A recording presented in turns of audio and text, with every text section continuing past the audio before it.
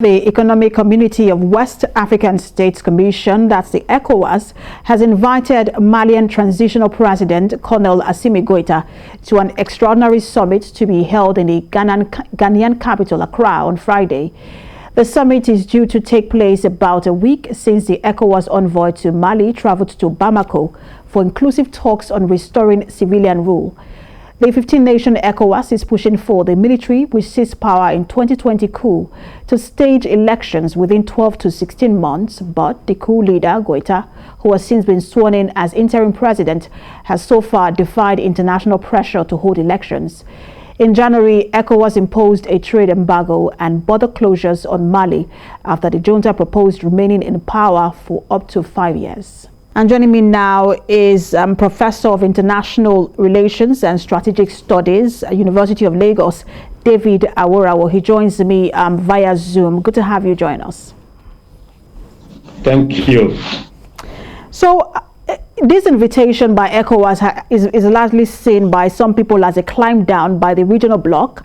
They feel that ECOWAS could have been stricter in terms of how it deals with the transition program in Mali. I want to get your thoughts on that, and also how optimistic you are that about the transition program generally in Mali. When they exposed on Mali in January, there were some who thought that the sanctions were too harsh. Borders closed, assets frozen, trade blocked, ambassadors recalled, vast Sally.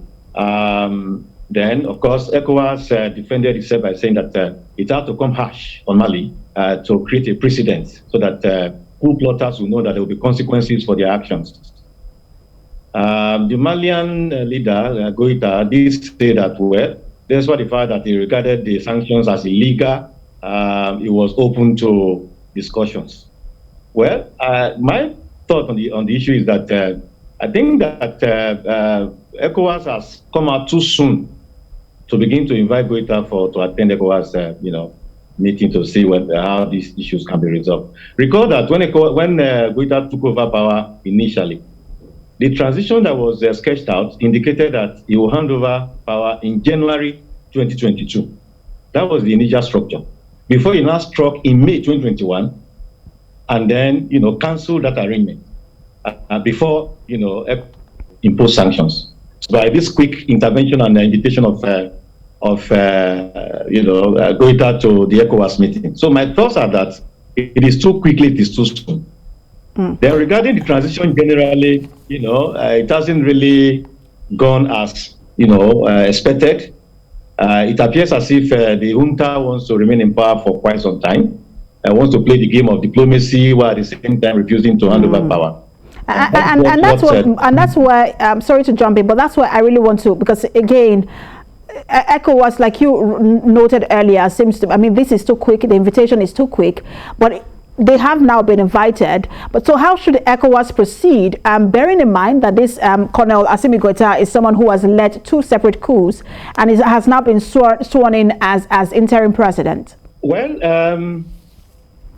ECOWAS, like I said before, has come out too quickly to try to make peace and then invite the military leaders to ECOWAS meeting. That will make them to feel that their action will have no consequence, and they may start dribbling the international community to prolong the transition for as long as possible. What would have expected that ECOWAS leaders would ensure that the sanctions bite Mali hard, and that would compel them to agree to the terms that ECOWAS has presented and the timetable they have sketched. But this swift invitation of Goita and the leaders of Mali, to my mind, will not achieve the objectives for which the sanctions were originally imposed. Even more so now that Colonel Assimi Goita is asking for a review all of those sanctions, but it would also seem as if those sanctions are some sort of leverage for the ECOWAS. How do you think they can leverage this in terms of ensuring that a local committee on ground in Mali monitors the transition program and also, gets involved in addressing all of the other reforms, social development, governance, and security? Yes, ECOWAS will need to continue to monitor. I mean, where we are now, the only thing that will work will be pressure. It's obvious that, what has happened in Mali is like 2 coups in a space of 6 months.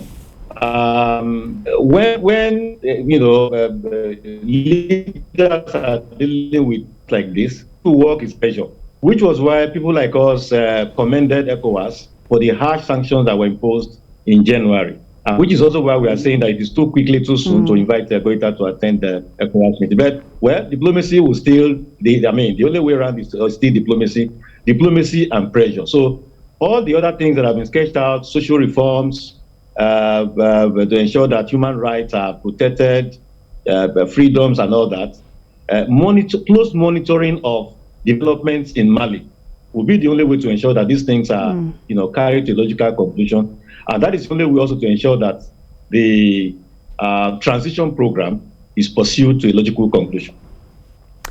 All right, well, the meeting is on Friday, and Friday by Nigerian time is tomorrow. So we'll see how things play out. Thank you so much for talking to us, Professor David Awarawo, Professor of International Relations and Strategic Studies, University of Lagos. Thank you for talking to us.